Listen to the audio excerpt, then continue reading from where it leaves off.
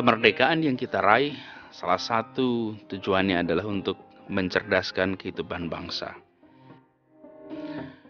Dan alhamdulillah, dalam perjalanan 70 tahun kemerdekaan Indonesia, kita sudah mulai ikhtiar itu. Kementerian Pendidikan dan Kebudayaan menerjemahkan payung revolusi mental RPJMN Nawacita dalam sebuah visi, yaitu membentuk insan serta ekosistem pendidikan dan kebudayaan yang berkarakter dengan dilandasi semangat gotong royong.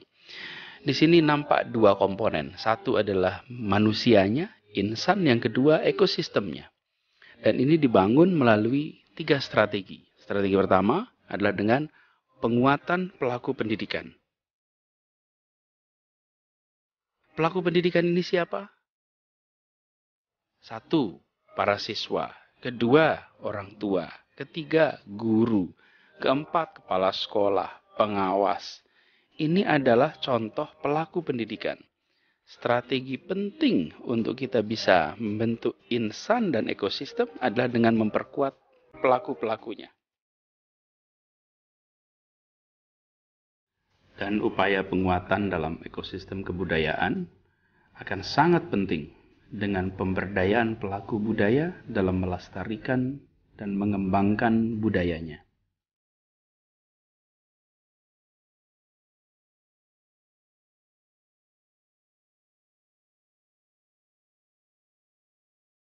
Kemudian, yang strategi kedua adalah dengan meningkatkan mutu dan akses pendidikan dan kebudayaan.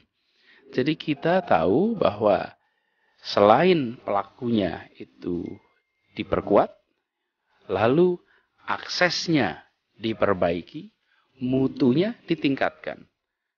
Apa artinya kalau akses diperbaiki? Artinya ketika orang tua mengantarkan anak untuk bisa masuk sekolah, mulai dari sekolah dasar, insya Allah satu saat dia bisa menjemput anaknya ketika lulus dari sekolah menengah.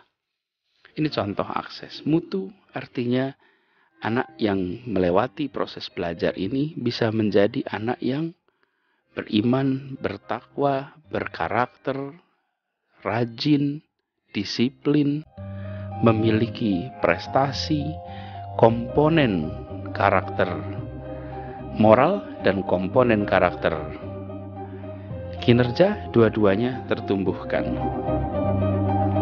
Yang ketiga, strateginya adalah mengembangkan efektivitas birokrasi dan melakukan aktivitas pelibatan publik. Birokrasi pendidikan harus mengalami efisiensi. Pendidikan di Indonesia mendapatkan alokasi APBN 20% lebih. Dan itu artinya semua komponen birokrasi harus bisa memanfaatkan sumber daya yang luar biasa besar ini dipakai secara efisien, efektif untuk kegiatan pendidikan. Kunci adalah birokrasi diperbaiki dan pelibatan publik.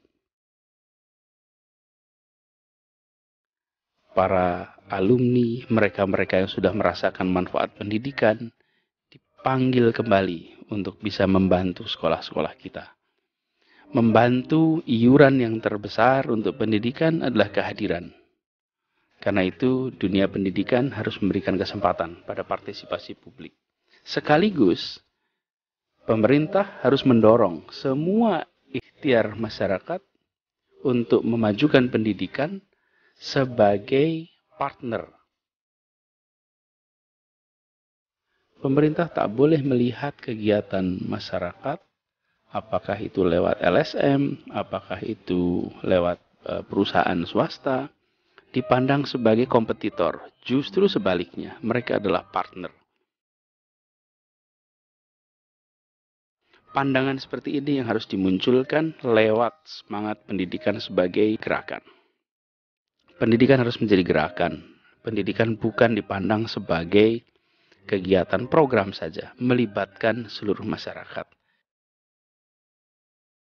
Dan ini artinya pendidikan harus membuka pintu menurunkan tembok-tembok penyekat antara masyarakat dengan sekolah, dan pada akhirnya dapat ikut dalam memajukan kesejahteraan masyarakat dan mencerdaskan masyarakat Indonesia. Dengan bersinergi antara pemerintah dan masyarakat, akan semakin cepatlah peningkatan kualitas hidup manusia Indonesia, sehingga terwujudlah pendidikan dan kebudayaan sebagai gerakan.